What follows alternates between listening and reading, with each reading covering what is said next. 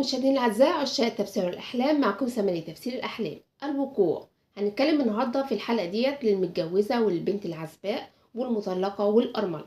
لو حلمتي انك انت بتقعي من سطح، او واقفه في البلكونه وقعتي، او حلمتي انك انت وقعتي من على السلم وصحيتي من النوم مفزوعه وقلقانه. بصي، الحلم ده مش دايما بيخوف، ساعات بيكون رساله قويه جدا من العقل الباطن، معناها انك انت بتمر بمشكله صعبه في حياتك وربنا بعتها لك رؤيه يطمنك. يعني مثلا لو حلمت انك انت وقعتي من مكان عالي وبس ما حصلكيش اي حاجه وقمتي سليمه، ده معناه انك انت هتواجهي تحديات، هتواجهي مشكله، او ربما تواجهي ضغوط نفسيه او مشاكل في الشغل او مشاكل في الدراسه، وبتدل لك بشاره بانك انت ان شاء الله هتقومي اقوى مما كنت فيه وهتعدي المشكله بسلام. امتى تكوني خايفة؟ لو كنت في الحلم مرعوبة وقعتي فجأة، ده معناه انك انت مش واثقة من نفسك، او في فترة صعبة بتمر بيها، او قرار صعب محتارة تاخدي فيه قرار، زي ممكن ارتباط، قرار في ارتباط في ارتباط بالزواج، او ارتباط في الشغل، او انك انت هتعدي مرحلة تانية.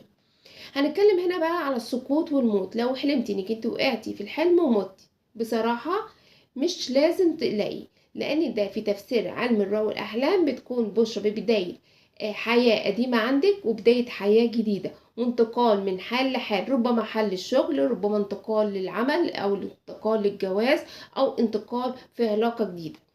بالنسبة للبنت العزباء، لو انت عزباء وقعتي من مكان عالي، ده معناه انك انت حاسة انك انت في حاجة بحاجة مضايقاكي، في حاجة في ايدك، ممكن حب، ممكن علاقة طموح، بس لو قمتي بعد الوقعة ديت وقفتي، ده معناه ان ربنا هيعوضك خير وهيخليك تقفي على رجلك بعد ما بعد مشكلة مرتي فيها، بالنسبة ارتباط، او بالنسبة امل او امنية تتمنيها.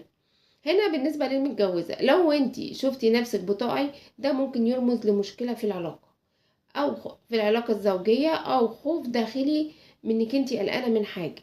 بس لازم تسألي نفسك، كنت لوحدك في الحلم ولا في حد واقع معاكي؟ لان ده ممكن يكون له معنى مهم جدا. يعني انت لو حلمتي انك انت ليكي ابن، وحلمتي، وده بيتكرر كتير قوي يا جماعه، انك انت معاكي طفل ابنك وفوجئتي ان هو وقع من البلكونه او من الشباك، او ممكن ابن اختك وقع من الشباك او من البلكونه وبتصحي من النوم قلقانه ومخضوضه، ده معناه انك انت هتتخلصي من المشكله.